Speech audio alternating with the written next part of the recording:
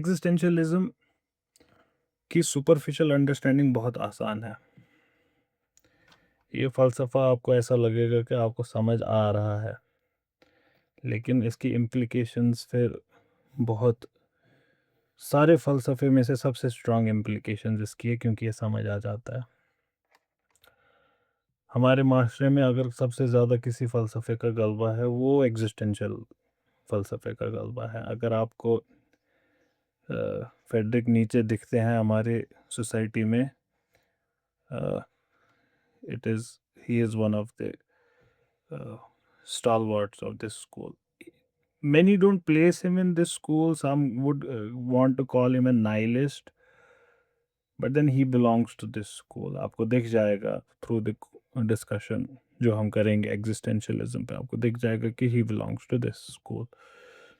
और इसका easy accessibility कि इसको कोई भी उठ के पढ़ सकता है, हेगल को समझने के लिए it will take you days. हसरल को समझने के लिए it might take a year हुआ, और भी बाकी फ़लसफ़े को समझने में it might take time, but you can have a reading of existential, मतलब कवर टू कवर एक रीडिंग कर ली and you would think that you are understanding it all. You might not be understanding it, its implications. And from an Islamic perspective, and this holds true for other faiths as well, it hits where it hurts the most. How does it do that? Because ये आपके उन instincts को वापस ज़िंदा करता है जो आपके अंदर हैं, जिसको आप तस्लीम करते हैं, लेकिन जिसको दीन कहता है कि इनको कंट्रोल करो.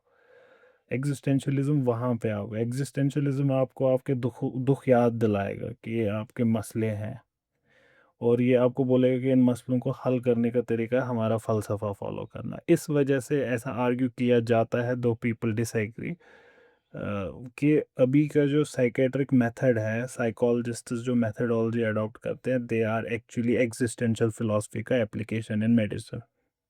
ऐसा आर्ग्यू किया जाता है कि साइकोलॉजिस्ट अभी यही कर रहे हैं. ऐसा आर्ग्यू किया जाता है कि modern psychology rests on it, existential philosophy. But again I said कि इस पे डिबेट है, इसको डिसएग्री करते हैं बहुत सारे लोग कि no, we do not believe in it. But then once again, once you will read इसके बारे में, you will be able to find out the similarities and differences. इसके फाउंडिंग फादर केरकेगार्ड, हमने उनकी एक रीडिंग की है यहाँ पे, उनकी प्रेजेंट एज की, जहाँ पे वो लेवलिंग की बात करते हैं. रेवोल्यूशनरी राइटिंग्स हैं सभी एग्जिस्टेंशियल राइटर्स की. फिर फेडरिक नीचे हैं, और उनकी राइटिंग्स भी आपको पता है, God is dead, we have killed him, मशहूर तरीन स्टेटमेंट्स में से एक. फिर है हाइडेगर, और फिर है सात्र. इनमें से तीन ही यूजुअली एकेडमिक्स का हिस्सा बनते हैं. वो हैं किरकेगार्ड और सात्र और हाइडेगर. फेडरिक नीचा को उतना इनिशियल एकेडमिक्स में नहीं पढ़ाया जाता है, but he is more of a pop culture philosopher. Otherwise he has great depth, लेकिन वो पॉप कल्चर में बड़े मशहूर हो गए. And I remember I use to say, and then I heard even one more philosopher say it, and उससे मुझे बहुत वो तकवीयत सी मिल गई. I use to say, if there is an atheist, there is only one, that is Friedrich नीचे. You want to become an atheist, don't become an atheist after reading Dawkins. That's shameful. Become an atheist after reading Friedrich Nietzsche, and that's like something you can be respected for it. खैर, ये सारी चीज़ें हम करेंगे इंशाल्लाह, coming एक आध दिन इसके साथ बिताएंगे. अब इसमें हम क्या प्रोसीजर फॉलो करेंगे? इसमें जो भी प्रोसीजर फॉलो करेंगे, अभी तक जो हमने किया था वो फेल हो जाता है. क्यों? क्योंकि मसीह वाली किताब तो मुकम्मल हो गई उसमें तो है ही नहीं एग्जिस्टेंशियल फ़लसफ़ा. फिर हमने ग्रेलिंग उठाई थी.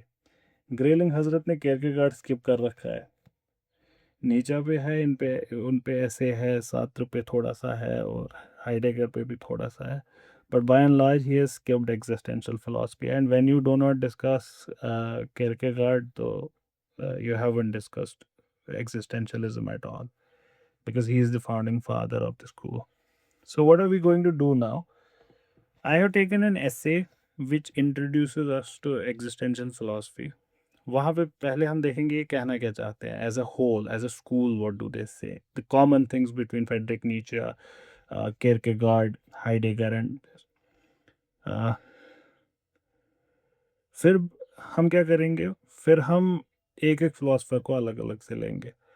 उसके लिए I have taken two books. One is Anthony Kenny की a new history of western philosophy. इसमें छोटा सा 2 पेजेस हैं किरकेगार्ड पे, हम उनको समझने की कोशिश करेंगे। और फिर डेप्थ में अंडरस्टैंडिंग करने के लिए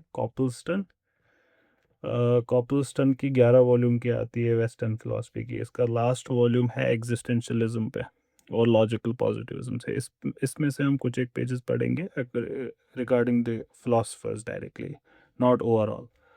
और फिर वही जो इंडिविजुअल थिंग्स टू अंडरस्टैंड है इन ईच फिलोसफर, उनको मैं लास्ट में सम अप करूँगा। So let's start and see where we can head. This is going to be interesting because you would think throughout that you are understanding it. तो that makes it interesting. तो आज शायद ये सिर्फ introduction ही कर पाए, और उसके लिए I'm reading from an essay now. And like as usual, I'll do a commentary simultaneously. Existentialism fundamentally किस सवाल से शुरू करता है? ये कहते हैं कि आप हमसे कह रहे हो, ये सारे फिलोसफर्स को मुखातिब होकर, ऐसा मान लीजिए एक ऑडिटोरियम है भरा हुआ लोगों से। यहाँ पे प्लेटो भी बैठे हैं, अरिस्टोटल बैठे हैं, इब्न सीना बैठे हैं, गजाली बैठे हैं, फेनोमेनोलॉजिस्ट बैठे हैं, यहाँ सब बैठे हैं, शंकराचार्य सारे बैठे हैं। अब किरकेगार्ड उठ के, उनकी टर्न है बोलने की, and he is like the last one two speak, and he is saying कि भाई आपने इतनी इतनी बड़ी बड़ी बातें करी। कोई कहता है cogito ergo sum, I think therefore I am. कहता है ये सब बकवास है, ये सब बकवास है। I am there for I think, ये मेरा वजूद सबसे पहली रियलिटी है जिसने मुझे पागल कर रखा है, इसके बारे में कोई बात कर लो। I exist, my existence is my issue, please deal with it. You are telling me these big things. मेरी आंख में एक छोटा सा कंकर, सैंड, थोड़ा सा उसका पार्टिकल मेरी आंख में गया है, that is my biggest problem. Solve that for me, tell me how to live. मेरी एग्जिस्टेंस का मसला हल करो। आप ये बड़ी बड़ी बातें करते हो, ये करेंगे वो करेंगे, ये कुछ नहीं करेंगे। पहले मुझे बताओ कि मुझे मुझे खाना खाना है, मुझे डिसाइड करना है कि मैं क्या करूं, मैं ये करूं भी या नहीं करूं जो आप मुझसे कह रहे हो। मेरे वजूद पे पहले मेरी बात शुरू करो। तो वहाँ से आपको ये वर्ड समझ आ गया होगा, इसको एग्जिस्टेंशियल फिलोसफी क्यों कहते हैं। Ever since the Inception of reflective thought, problem of being ये सेंटर रही है फिलोसफी की। फिलोसफर्स, सेंट्स, बुजुर्ग सब यही इसी पे डिस्कस करते आ रहे हैं, वजूद।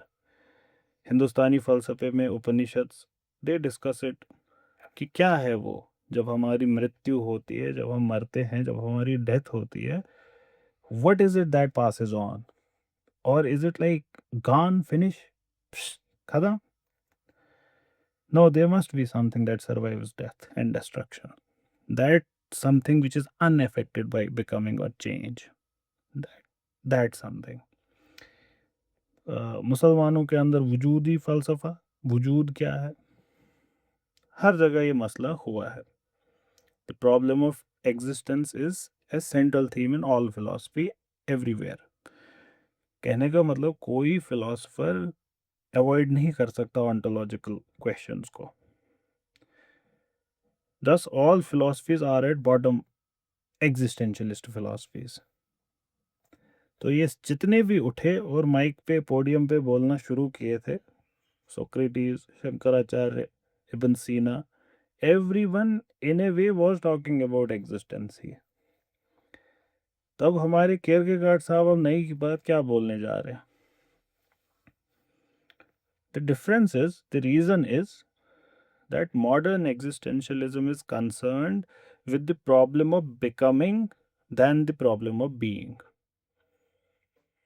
ये ज़्यादा प्रॉब्लम ऑफ बिकमिंग के साथ डील करता है, not that which is common, that which last after death. No no no no no, I me, मेरे बारे में मुझे बता पहले, मैं अभी हूँ, मेरा मसला हल करो, बाद में देख लेंगे मेरा क्या होता है. It is in a way talking more about particulars than about universals, more with existence than with essence. Modern existentialism के बानी founder Kierkegaard, as he puts it, the chief concern of existential Christian is not the knowledge of rules and principles of Christianity, but how am I to become a Christian. ये इस्लाम के कानून वगैरह नहीं पता करने मुझे, मुझे बताओ अच्छा मुसलमान कैसे बनूं, ये सवाल है. अच्छा हाँ, लगे हाथ ये भी जान लीजिए, एग्जिस्टेंशियल फिलोसफर्स को पढ़ने का एक और तरीका भी याद है, वो जो डिवीजन हम करते हैं, तो there are two ways you can divide them, two into two groups you can divide them, one are theists, one are atheists. मेरे हिसाब से तो ये डिवीजन सही नहीं है, but I am a no one, क्योंकि मुझे वो एथीस्ट वाले, खैर उसमें फेडरिक नीचे को डाला जाता है, उससे मुझे दिक्कत है, हाइडेगर को डाले तो कोई मसला नहीं है, कोई बात नहीं. So they are called theists and atheists. So you can understand that difference now. Kierkegaard is a theist existentialist, and Heidegger is an atheist uh, existentialist. तो यहाँ पे खुदा ही खुदा होगा, वहाँ पे गॉड इज डेड होगा. अब देखेंगे, आप समझ जाएंगे वो डिफरेंस को इंशाल्लाह.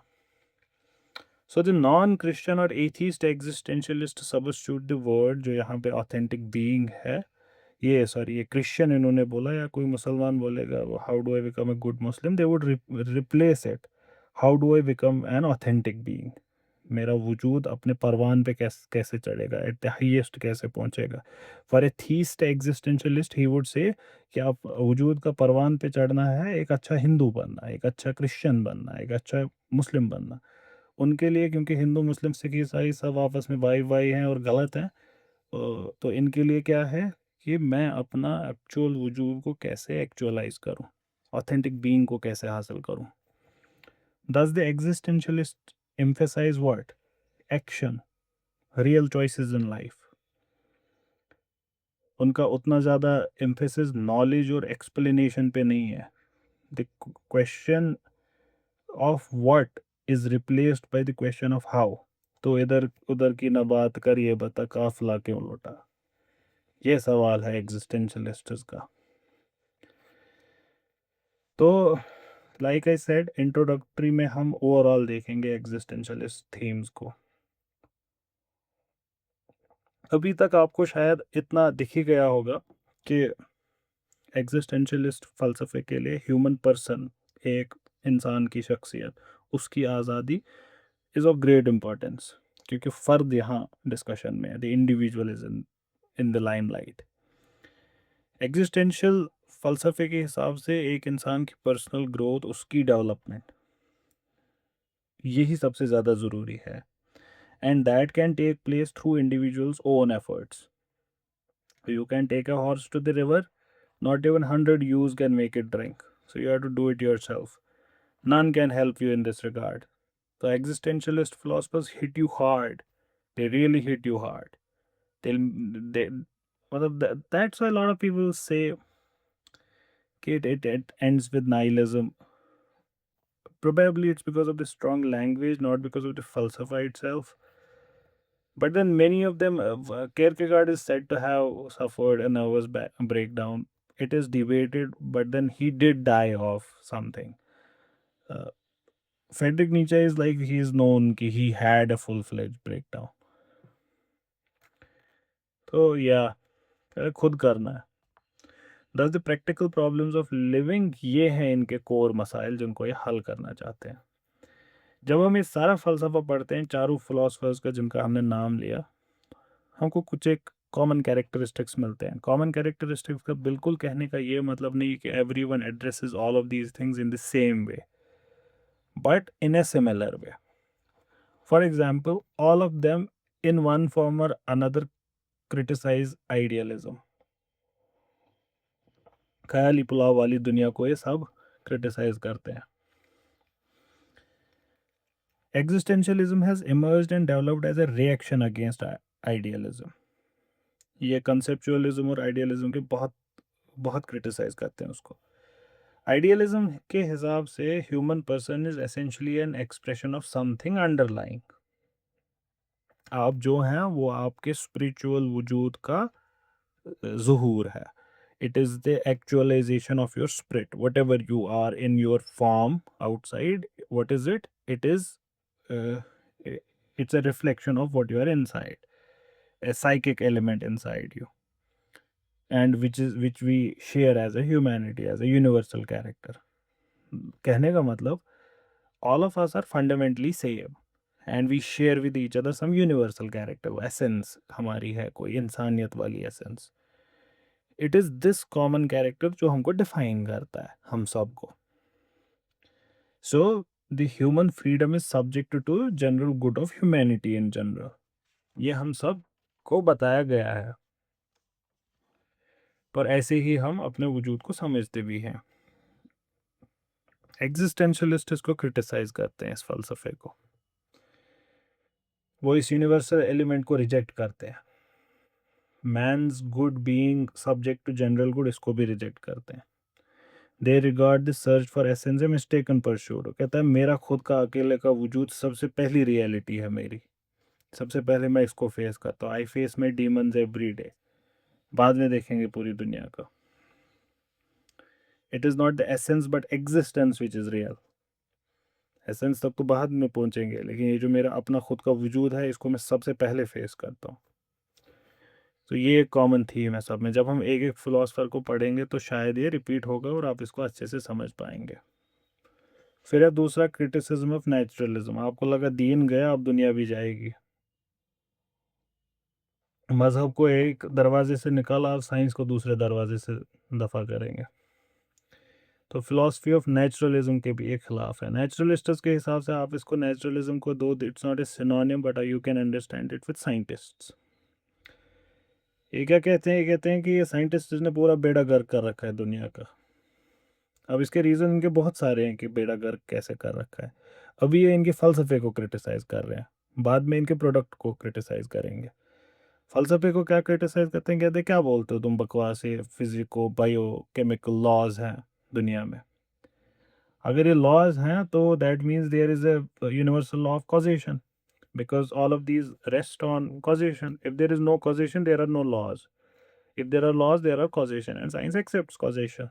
If it doesn't, तो मसला ही ख़त्म हो गया, पूरा साइंस ही ख़त्म हो गई. तो कॉजेशन का मतलब क्या हुआ कि कोई भी, या किसी लॉ का मतलब क्या हुआ, कोई भी चीज़ जो होती है it follows a particular pattern. There are antecedent causes. तो there can be no event which can appear suddenly out of thin air. There can be no event without some or other cause. Thus, if the law of causation is universally operative, there is no human freedom. Or this is an anathema to existentialist. Matlab, this is the thing they want to murder. This stoutly different freedom of man every time. As a matter of fact, man is so free, Sartre के हिसाब से, he is afraid of his freedom. इतना free है वो. Because he knows he can do whatever he wants. Stand at a cliff and look down. You can tell yourself, I can jump. I can choose to jump or not jump. I'm so free.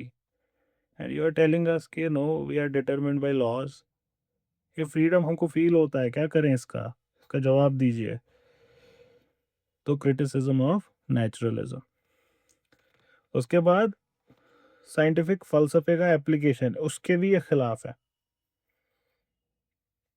Idealism और naturalism को criticise किया ही था. They are critical of scientific conceptualism as well. Science abstracts from the immediate data and brings them under some universal law or general science, whereas according to existentialists, all abstraction is false. Reality is in the immediate data. Data से आपने निचोड़ के क्या क्या mean mode median निकाला, वो कुछ नहीं है. ये डेटा रियल है. Furthermore, with the tremendous progress in science and technology, industrialisation और अर्बनाइजेशन हुई इसकी वजह से, इसको भी ये नापसंद करते हैं. This has given rise to crowded towns in which an individual is lost. Everything is done or happens on a large scale. सारे personal values, individual likes dislikes ये खत्म हो गए हैं सब कुछ. Today it is not individual who chooses his and, rather all the decisions are taken by computers, statistics, laws, data. Individual खत्म हो गया. Science has made the value of man negligible. Man was supposed to be the end. Now everything else is the end. It is the belief of existentialism that any true philosophy must be grounded in theory of values, not in epistemology or theory of knowledge. आपको समझ आ रहा होगा कि ये क्यों इतना attractive होता होगा ये फलसफा टू द यंगर जनरेशंस. आगे बढ़ते हैं. और एक कॉमन थ्रेड है इनके बीच, डिस्पेयर का. अभी तक भी आपको दिखा होगा कि जो ये अनपैरेलल्ड प्रोग्रेस है साइंस की, टेक्नोलॉजी की, ह्यूज इंडस्ट्रियल कॉम्प्लेक्सेस, टाउनशिप्स, ये सब चीज़ें जो बढ़ गई हैं, everywhere man is losing his touch of nature. बड़े शहरों में the problems and the inner conflicts of man they have multiplied phenomenally. फिर वर्ल्ड वॉर्स हुए, उन्होंने completely they have shaken man's faith in world's future and philosophy. ये आप इसको contextualise भी करें. 1840 के आसपास नीचे वो पैदा हुए, और 1840 उसी वाले डेकेड में सोरेन केरकेगार्ड दुनिया से रुखसत हुए. So the first half of 1800s is Soren Kierkegaard, second half is Friedrich Nietzsche, and उसी वाले एरा में है, the turn of the century में है हाइडेगर और सात्र. तो फिर आगे ये सारी चीज़ें हम देख रहे हैं. उस time world Wars 1900s, early 1900s में हुए. एग्जैक्ट डेट्स क्या है हाइडेगर, और मैं आपको बता ही देता हूँ डेट्स. हाइडेगर बिल्कुल वही है, 1889 टू 1976. तो और सात्र 1905 1980. तो they are witnessing world wars. वो जो सोरेम केरकेगार्ड है वो भी एक तरीके का ही देख रहे हैं, वर्ल्ड वॉर ना सही, but he is also witnessed a lot of destruction. And वो आपको प्रेजेंट एज अगर आप उनका ऐसे पढ़ेंगे, पढ़ लीजिए उसको, it's it's it's really good ऐसे. खैर, तो इसकी वजह से जब when you see injustice around and all of these things, with the growing application of technology and consequent increase in mechanization of life, there is despair in minds and hearts of men. Everywhere there is despair. The world of human efforts is decreasing and life is becoming like a raft on an open sea. अभी तक आप अपनी life को guide कर सकते थे, अब आप लाइफ को गाइड क्या करेंगे? You are like a raft on an open sea which is carried hither and thither without any direction. You have no oars, जिससे आप अपनी डायरेक्शन को अब मोल्ड कर सकते हैं. कुछ नहीं बचा, इस मॉडर्न सिविलाइजेशन ने आपको डिस्ट्रॉय करके रखा. अब under this light look at that parable of mad man by Friedrich Nietzsche. जब वो कहते हैं उनके खुद के वर्ड्स में, that that person who comes down from the mountain, and खुद के वर्ड्स में I am reading from Friedrich नीचे's work. Have you not heard of that madman who lit a lantern in the bright morning hours and ran to the marketplace? और वहाँ पे वो चिल्लाने लगे ज़ोर ज़ोर से कि किसी ने खुदा को देखा है, किसी ने खुदा को देखा है, मैं खुदा को ढूंढ रहा हूँ. Has anyone seen him? I'm looking for God. तो कुछ लोग जो अल्लाह ताला में यकीन रखते हैं, तो उनके लिए तो ये सवाल मसला था नहीं, और दे वुड लाइक ये पागल हो गया कोई. For the others who do not believe in God, they were standing there. And Friedrich Nietzsche talks about them, the people who do not believe in God. अब ये जो कह रहे हैं ना, this oarless ship in open sea, जो अब कहीं भी जाएगी, जिसको लहरें ले जाएंगी. अब देखे कैसे वो दिखाते हैं फ्रेडरिक नीचा. And this is going to change the interpretation of same passage for you forever. तो वहाँ पे कुछ एथियस्ट भी बैठे हैं जिनका यकीन ही नहीं खुदा पे. वो बड़ा इसके खिल्ली उड़ाते हैं, क्यों खो गया कि खुदा तुम्हारा. एक ने ऐसे चिल्ला के बोला, खो गया है क्या खुदा का? Did you lose him the way You lose a child, said another. और खिल्ली उड़ा रहे, मजाक उड़ा रहे हैं. और is he hiding? तीसरे वाले ने कहा. Is he afraid of us? चौथे वाले ने कहा.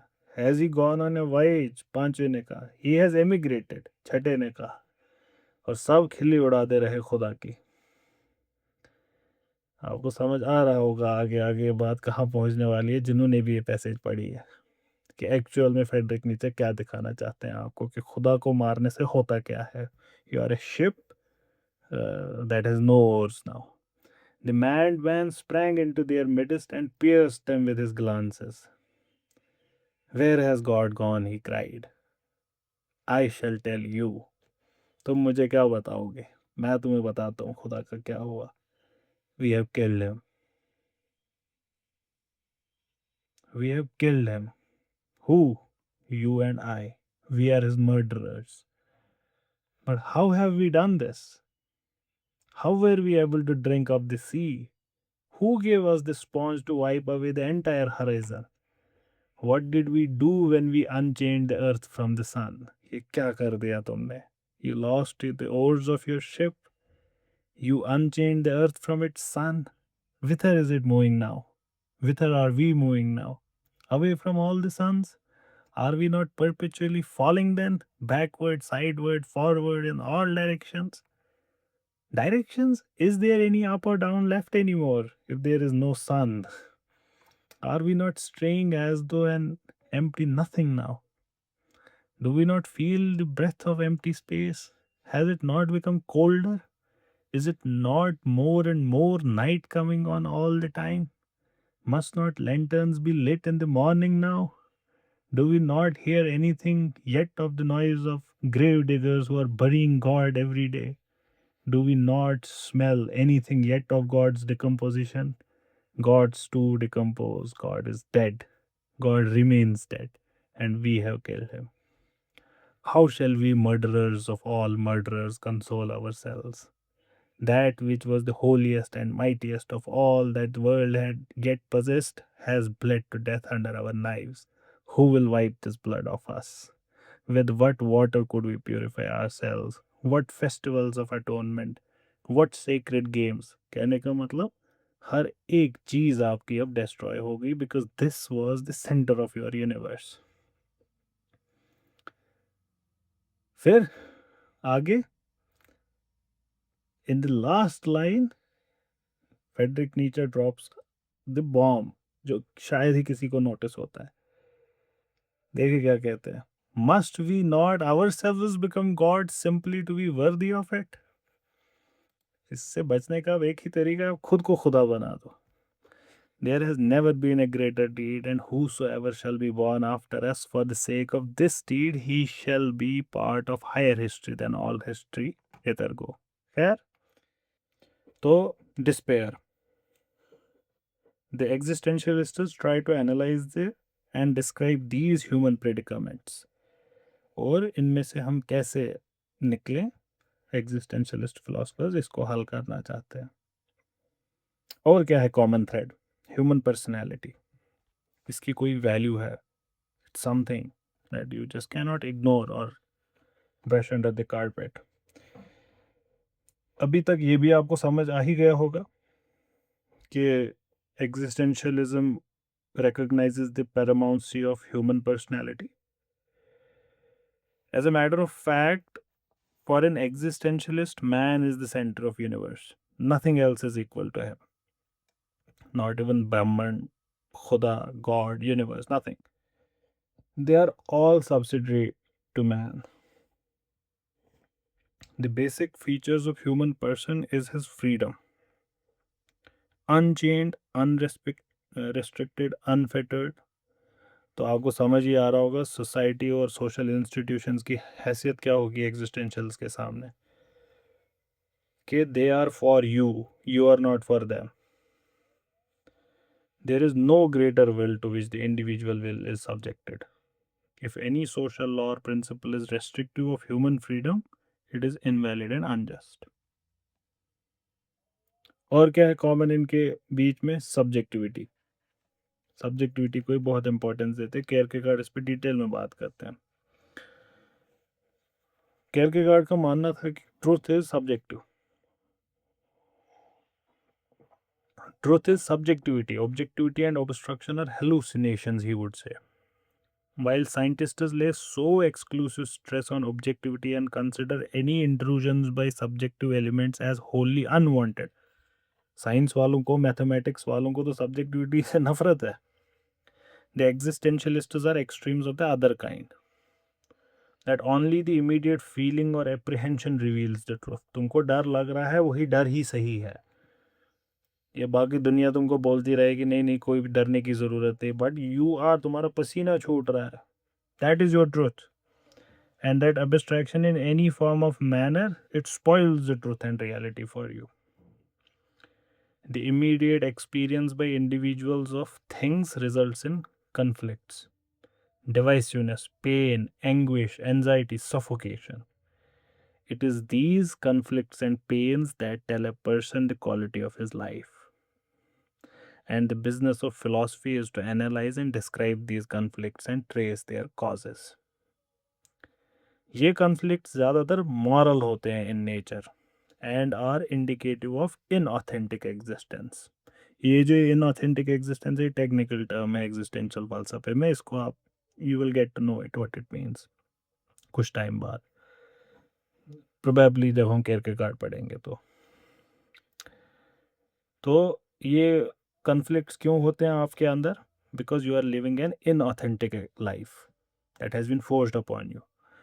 The various existentialists have tried to describe in minute detail, जैसे spiritual crisis को वो describe करेंगे, sexual crisis, marital crisis, ये सारी crisis जो होती हैं, they will try to describe them to you. The existentialist thinking is beyond thinking and reasoning and is rooted in direct experience and their unguarded descriptions. A biographical account, if it's honest, sincere and frank, आप अपनी ज़िंदगी को अपने सामने परखेंगे, लिखेंगे कि मेरी ज़िंदगी ऐसे कटी है.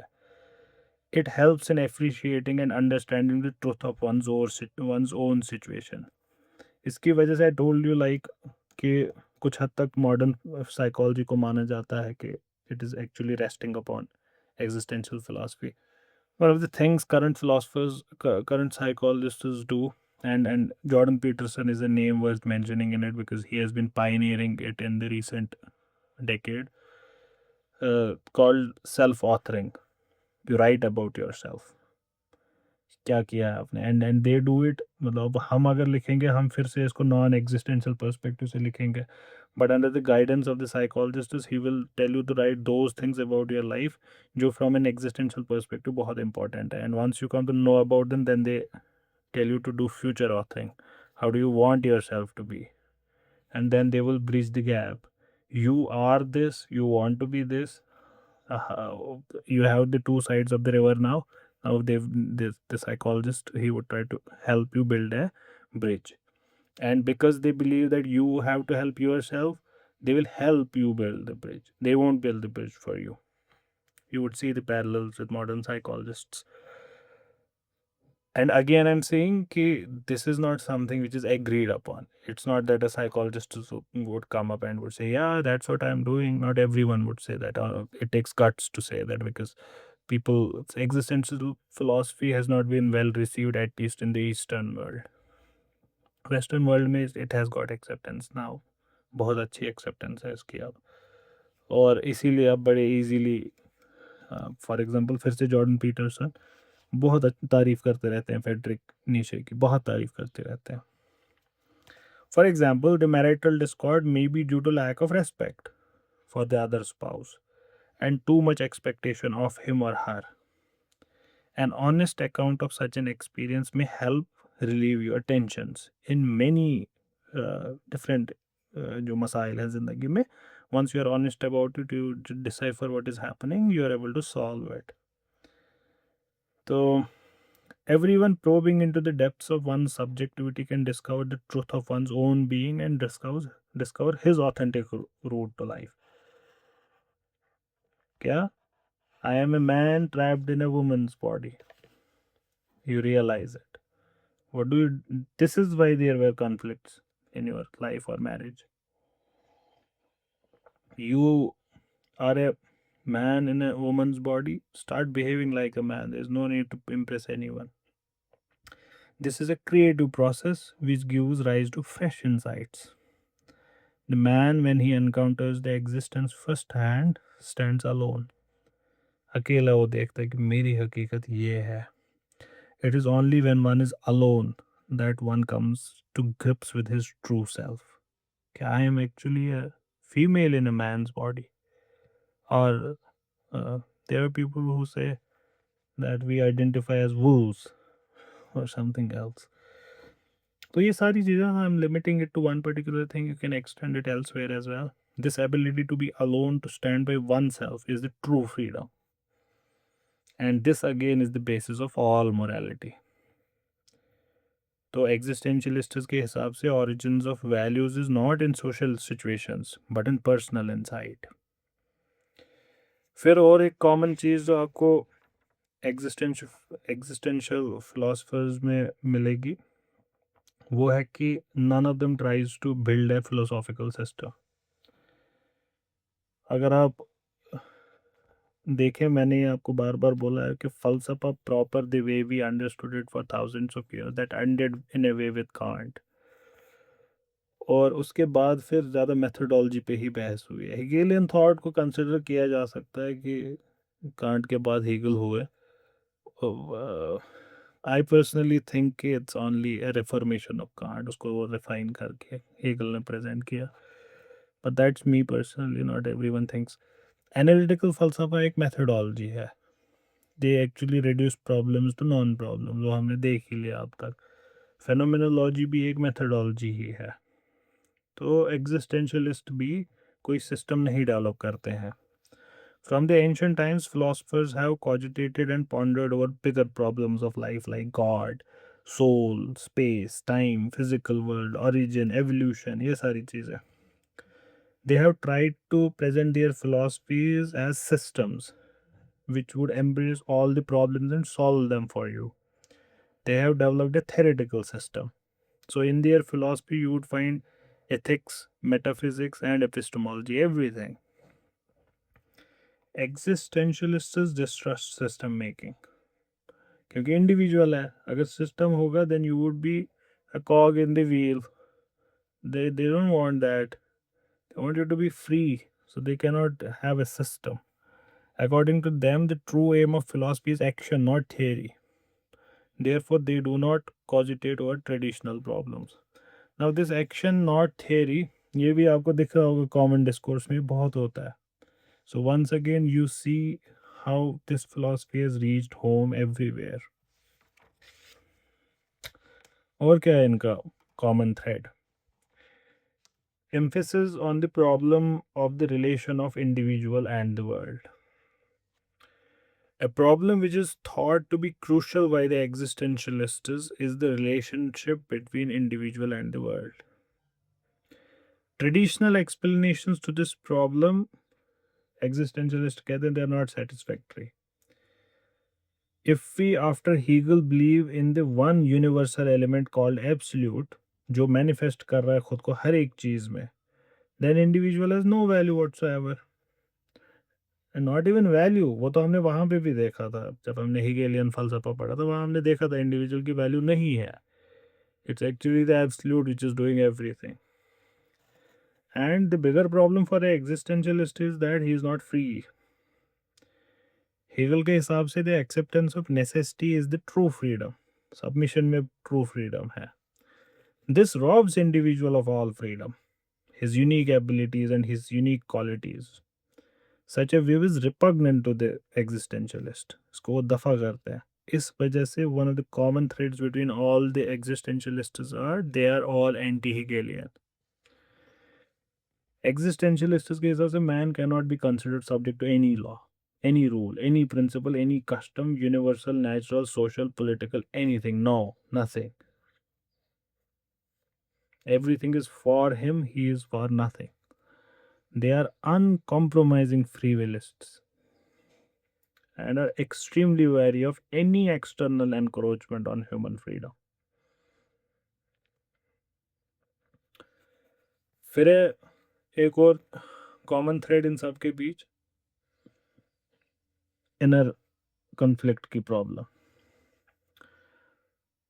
सेंट्रल प्रॉब्लम जो अभी की हाईली कॉम्प्लेक्स वर्ल्ड और सोसाइटी है, according to existentialists, is not ideological but practical. It is neither relevant nor important today to win followers for a particular ideology or theory, but to inspire men. That is what is more important. Inspire men to what? Of a sense of responsibility and freedom, to make them feel free. If there is this sense, the process of communication is facilitated. कहते हैं existentialist, ये जो world peace है ये ऐसे नहीं आएगा जैसे तुम लोग कह रहे हो कि हम क्या चाहते हैं, जोर जोर से चिल्लाते हो, उससे कुछ नहीं होगा। The world peace can not be achieved by raising slogans.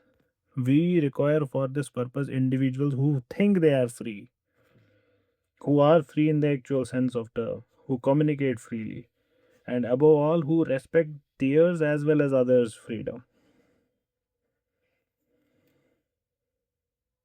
The peace is possible if and only if there is peace in each and every person's heart. If each man is free from inner conflicts, if each can be free from the desire to subject others to his will, once a human is that free, then only peace is possible. That's why existentialists is attached to great importance to the problem of inner conflict. जो traditional फलसफा है वो इन problems को philosophically worthwhile मानता ही नहीं है। But for the existentialists, these are the most crucial and fundamental problems. The source of modern philosophical issues is the feeling of alienation from the world, society, as well as self. Now you can view it in इसको totally you can turn it around. कि it is actually alienation in the world that is turning people to existentialist philosophy. One of the points I have argued, not in detail, but a probing I can decipher it in how to practice faith. How to practice faith में मैंने argue किया है कि the reason for atheism is not what people think. The reason of atheism is alienation. Sarvam dukham, not being satisfied, unsatisfactoriness of this world.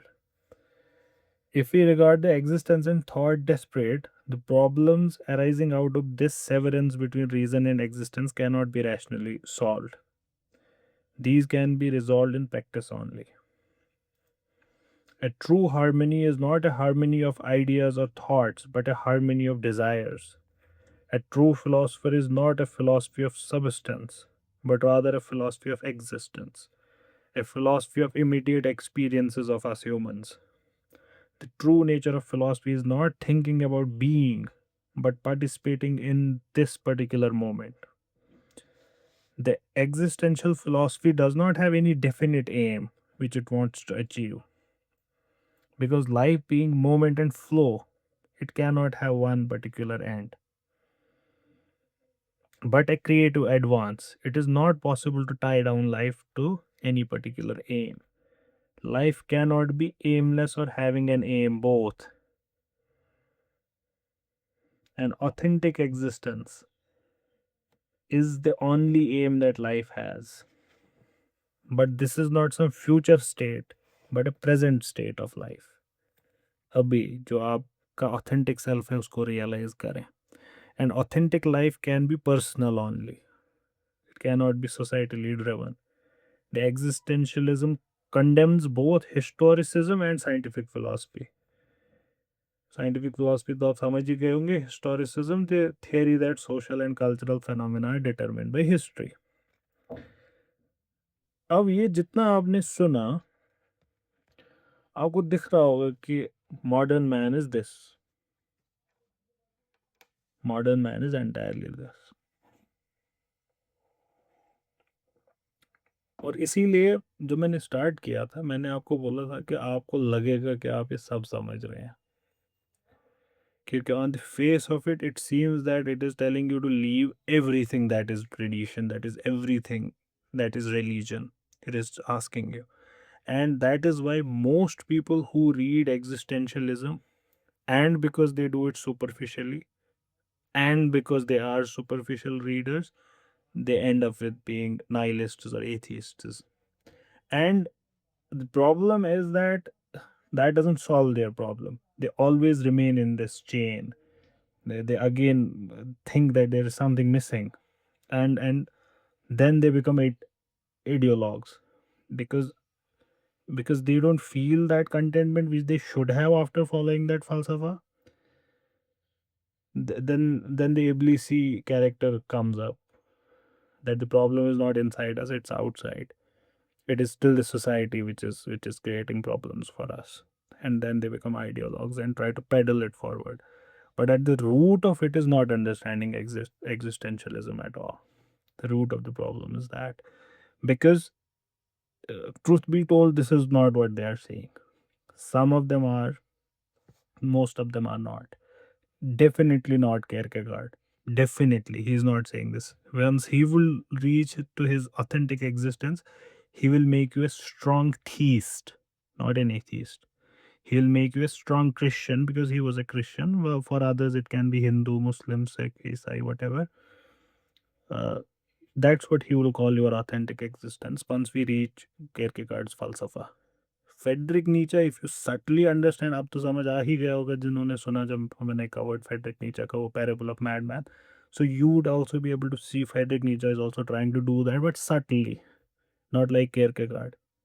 Heidegger and Sartre are on the other side, तो उनका you can call them, क्या कहें, खैर कल इंशाल्लाह Kierkegaard उनको समझने की कोशिश करेंगे.